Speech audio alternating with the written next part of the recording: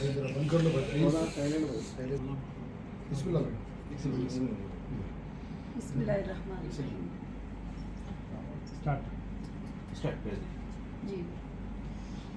आज का एक कॉन्फ्रेंस का जो मकसद है ख़ास कर से ये है कि देश में होने वाले नाइंसाफ़ियों के ख़िलाफ़ all India Mahila empowerment party ने 10 साल पहले कदम उठा चुकी है जस्टिस फॉर ह्यूमैनिटी के लिए, लोगों के इंसाफ के लिए। उसके लिए काफ़ी तकालीफ़ों को बर्दाश्त करना पड़ा, काफ़ी इल्ज़ामों को सहना पड़ा, काफ़ी चीज़ों के लिए ये करना पड़ा। मगर ख़ास कर से आज जो मैं एक कॉन्फ्रेंस पे जो बात करना चाहती हूँ वो ये है कि हैदराबाद में जो आने वाला लोकसभा इलेक्शन मैं कंटेस्ट करना चाह रही हूँ हैदराबाद एमपी सीट के लिए, और ख़ासकर से जो मैं देख रही हूँ 10 साल और 15 साल से जो मैं अपने आप से जो चीज़ें देखी हूँ, यहाँ पर डेवलपमेंट के लिए, हमारे यूथ के डेवलपमेंट के लिए, महिलाओं के डेवलपमेंट के लिए जो काफ़ी कमी है उसको दूर करने के लिए ये इलेक्शन में कंटेस्ट करना चाहती हूँ। और दूसरी बात यह है कि इस इलेक्शन को कंटेस्ट करने के लिए लोगों के अंदर 10 साल पहले ही खौफ आ गया था। आप सब इसको जानते हैं कि कई तरह के एफआईआर किए गए, कई तरह का अरेस्ट किया गया, कई तरह से हमारी कंपनी को डैमेज किया गया, कई तरह के इल्ज़ामें लगाए गए। आज भी कुछ यूट्यूबर कुछ जगह पर सोशल मीडिया पर बहुत सारे गलत सलत बातें सब कहते रहते हैं, मगर मैं आप सब मीडिया के ज़रिए, मेरे भाइयों के ज़रिए मैं यही मैसेज देना चाहती हूँ कि हमारा कहीं भी कोई रॉन्ग इंटेंशन, गलत इंटेंशन नहीं है। और ख़ास कर से लोगों को तकलीफ़ ये है कि जब नौहीरा शेख अगर हुकूमत में आ जाएगी, पावर में आ जाएगी, तो वो अपने बच्चों को बच्चों की तरह देखेगी, अपने बहनों को बहनों की तरह देखेगी, और वो अपने यूथ को, अपने गर्ल्स को, अपने महिलाओं को जो है बहुत ज़्यादा एम्पावर में लाएगी, और यहाँ के होने वाले नाइंसाफ़ियों के ख़िलाफ़ वो एक स्ट्रांग लड़ाई लड़ेगी। क्योंकि मैं देख रही हूँ कि यहाँ पर पुलिस कभी किसी इंसाफ के तहत नहीं जाती, क्योंकि मैंने फिजिकल देखा है कि हमारा जो एक अफिया प्लाजा के ऊपर एक शोरूम था, एक आउटलेट था 10 साल पहले, उसको लोगों ने जबरदस्ती आके कब्जा किया। हमारी ये पार्टी है, हम वो पार्टी के लीडर, ये पार्टी के लीडर, एक हरा भरा शोरूम आप देख सकते हैं अच्छी तरीके से, और उसको कब्जा किया गया। मेहदीपट्टनम के पुलिस स्टेशन में मैंने 3 बार एफआईआर किया। क्या फायदा है? वो एफआईआर एक पेपर के बराबर है, कुछ मतलब ही नहीं रखता। और उल्टा जिन लोगों के ऊपर जुल्म चला है उनके ऊपर एक्शन लेने के लिए आ जाती, और जो चीजें जहां पर जुल्म होता है वो जुल्म को हटाने के लिए कोशिश नहीं करते। आज मैं इसलिए ये बातें बताती हूँ कि मुझे कभी किसी वक्त में भी ये बातें सुनाने की जो है ज़रूरत पड़ती थी तो मैं वक्तन ब वक्तन सुनाती रही, मगर मैं इसलिए सुनाना चाहती हूँ कि आज यहाँ कई मुसलमान इस तरह से हुकूमत के नीचे जो है दबे हुए हैं और सिस्कियाँ ले रहे हैं, उनको इंसाफ नहीं मिलती है। कई घरों पे कब्जे है, कई प्रॉपर्टियों पे कब्जे है, जो ताकतवर जो पॉलिटिशियन है वो कब्जा करके बैठ गया है अच्छे अच्छे गरीब लोगों के। मेरे पास 100 से ज्यादा, 1000 से ज्यादा केसेस ऐसे आते हैं और बताते हैं कि आप हमारे घर पे कब्जा हो गया है, हमारी प्रॉपर्टी पे कब्जा हो गया है, यहाँ फलाने जगह पे कब्जा हो गया। मैं बोलूँ कि तुम लीगल क्यों नहीं जाते, तुम जाकर एफआईआर क्यों नहीं करते, तुम बताते क्यों नहीं? आपा इंसाफ कौन करेगा हमारे?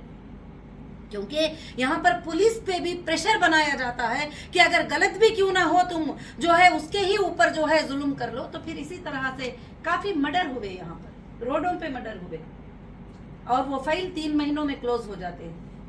और 2 लड़के जो काम नहीं आने वाले, जो मारने लगाते हैं वो लोग अलग होते हैं, वो फाइल 2 महीनों में क्लोज हो जाती है। कई वक्फ बोर्ड के प्रॉपर्टियों पे कब्जा हुआ, कई वक्फ बोर्ड के प्रॉपर्टियां सेल किए गए और कहते ही मुसलमानों की बातें, मुसलमानों की मदद, कई वक्फ बोर्ड के प्रॉपर्टियों को जो है सेल किया गया, यहाँ तक कि कब्रिस्तानों के प्रॉपर्टियों को सेल किया गया, यहाँ तक कि बहुत सारे जुल्म जो है यहाँ पर हो रहे ही मुसलमानों के नाम पर। अगर आप सबकी साथदारी रही, आपकी आवाज मेरे साथ रही, तो इंशाअल्लाह ये इलेक्शन लोकसभा में कंटेस्ट करके और जीत के आपके जो ख्वाब है हैदराबाद के, उसको मैं सच करना चाहती हूँ। मैं पिछले दिनों में भी बताई थी, मैं वर्ल्ड सिटी को गोल्ड सिटी बना दूंगी, वर्ल्ड सिटी का नाम हटा दूंगी और वर्ल्ड सिटी को वर्ल्ड रखने का हटाकर मैं न्यू सिटी बनाकर जो है आप सबको जो है एक अच्छा प्लेटफॉर्म देना चाहती हूँ। उसके लिए मुझे काफी डैमेज करना पड़ा। मुझे जरूरत नहीं है पॉलिटिकल में आने की, आप समझ सकते हैं। मुझे महलों से नीचे उतर के जाके जो है काम करने की जरूरत नहीं है, किसी के पास गाली खाने की जरूरत नहीं है, एक यूट्यूबर के पास एक बात सुनने की जरूरत नहीं है। मैं सिर्फ इसलिए पार्टी को लॉन्च किया कि मेरे ऊपर 2010 से लेकर जुल्म जुल्म जुल्म जुल्म जब करते थे, ना मैं पॉलिटिशियन थी, ना मेरे बाप दादा पॉलिटिशियन ही, ना मुझे पॉलिटिक्स आती है ना आती थी। और उस वक्त से जब मैंने ये पॉलिटिकल जुल्म को जो देखा, जो असदुद्दीन ओवैसी साहब ने मेरे ऊपर तरह तरह का जो जुल्म किए, जो रात में 12 बजे पुलिस को भेज देना सर्च वारंट देके, और उनको भेज देना, इनको भेज देना, और जीत जाने के बाद भी मैं केस फिर उसको रीओपन कराना और सताना, सिर्फ उनको मेरी एक अकेली औरत से डर लगता है। पूरे देश में जितनी औरतें हैं उनसे उनको कोई डर नहीं लगता, एक अकेली औरत से डर लगता है। अब और घबराए हुए हैं, क्यों?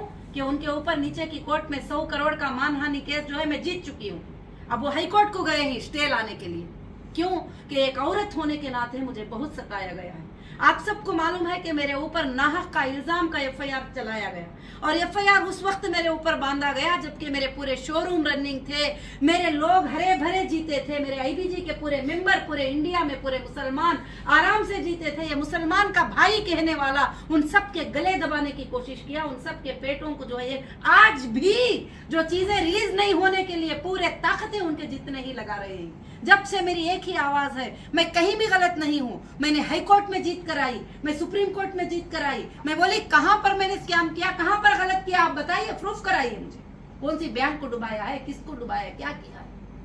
आज मैं ये बात बताना चाहती हूँ, मैं ये इन जुल्मों को खत्म करने के लिए मैं हैदराबाद का इलेक्शन लोकसभा का एमपी का मैं कंटेस्ट करना चाहती हूँ। जीत हार तो अल्लाह के हाथ में है, मैं आप सबकी इंसाफ के लिए आवाज उठाना चाहती हूँ इंशाअल्लाह। और वैसे जी एमईपी महिला empowerment party, justice for humanity, people act में नेशनल पार्टी रजिस्ट्रेशन है। इंशाअल्लाह हमारी पार्टी टोटल इंडिया में भी जहां पर एस्पिरेंट अच्छे आते हैं वो कंटेस्ट करने की कोशिश करेगी, और यही पार्टी से कंटेस्ट करेंगे। जैसे बेंगलुरु में भी हम 2018 में 224 सीट्स पे असेंबली इलेक्शन कंटेस्ट कर चुके थे।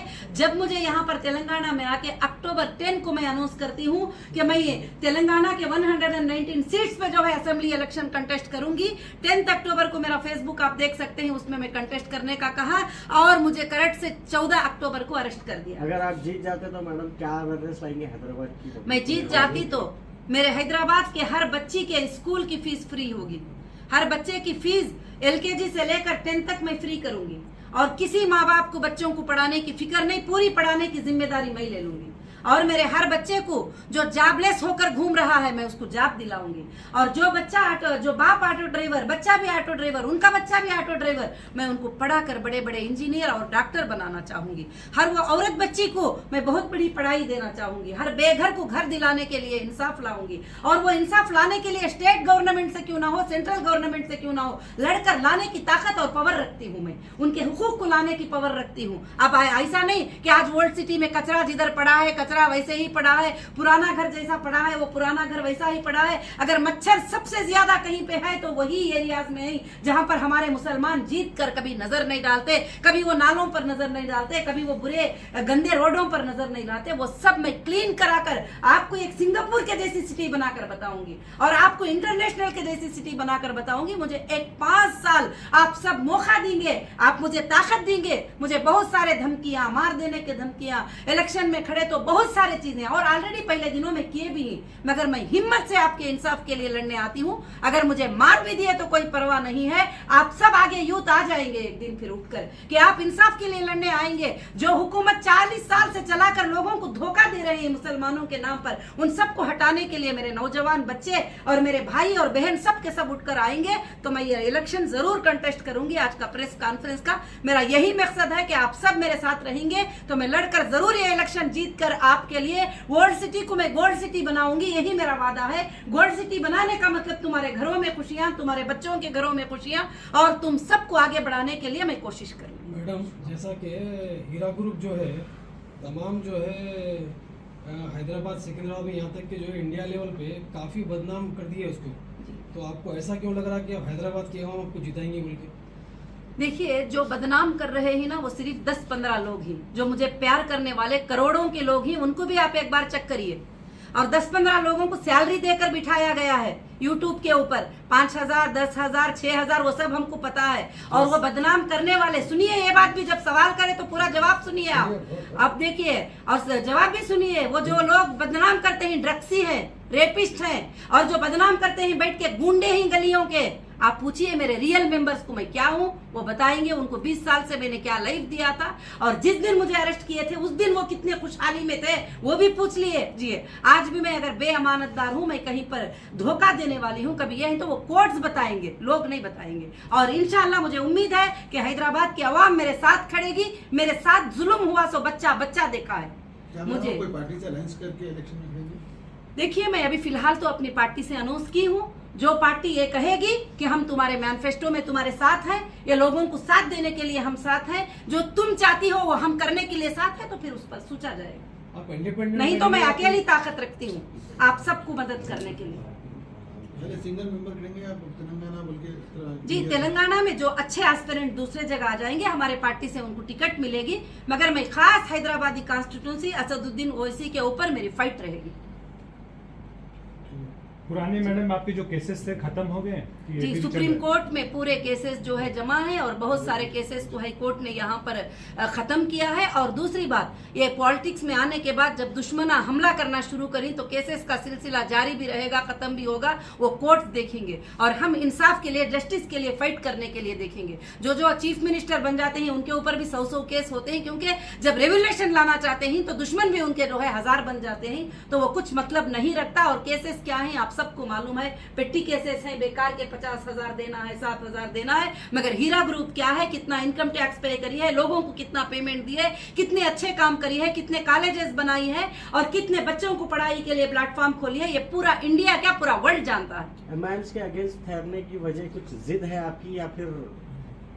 हाँ, जिद है क्योंकि एक औरत होने के नाते, एक उनकी बहन होने के नाते जब वो आगे बढ़ती है तो उसको दबाने के लिए, उसका गला दबाने के लिए तरह तरह की जो कोशिशें की हैं, उस पर भी मेरी जिद है।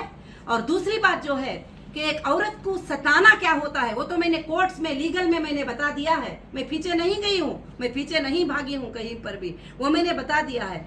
आज जब पार्लियामेंट में महिला की रिजर्वेशन जो बिल थी, 34% की बिल, आप सब जानते ही उस बिल के जरिए कितने महिलाओं को हक मिलेगा, कितने महिलाओं को ताकत मिलेगी। मगर सारे देश के एमपीओ ने उस पर वोट किया, मगर एमआईएम के पार्टी के 2 एमपीओ ने उन महिलाओं को वोट नहीं किया। मैं उम्मीद रखती हूँ कि अब हैदराबाद की कोई भी महिला जो है उनको वोट नहीं करेगी। मैडम, एक छोटा सा सवाल है, आप जैसा बता रहे, मैं काफी केस मेरे ऊपर डालने के बाद में मैं जो है उस सबसे जीत के आगे ही बोल के, फिर आप जीतने के बाद में प्रेस कॉन्फ्रेंस क्यों नहीं रखे? और दूसरी बात ये है कि काफी लोग जो है हीरा ग्रुप वाले हमारे पैसे लेके भाग गए बोल के बोले, तो आप उन लोगों के जिसके भी मतलब जो भी मतलब पैसे लिए या नहीं लिए वो तो अदरवाइज है, मगर जिस किसी को भी आप जो क्लीन करे बोल के बोले उसके बारे में कोई प्रेस कॉन्फ्रेंस? देखिए, एक बात, सुप्रीम कोर्ट ने ऑर्डर दे दिया एसएफआईओ को और सुप्रीम कोर्ट ने कहा कि आखिर नोटिस दे दो, जो भी कस्टमर है वो वहां पर ऑफिस पर पहुंच जाए। मैं तो नाम आम हूं, वहां कोर्ट स्टेप ले ली है।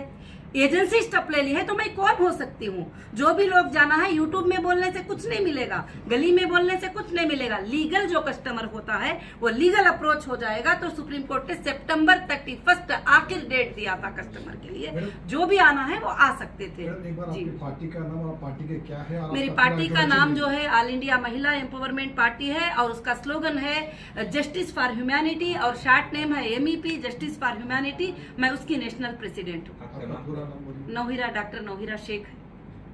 जी, थैंक यू सो मच।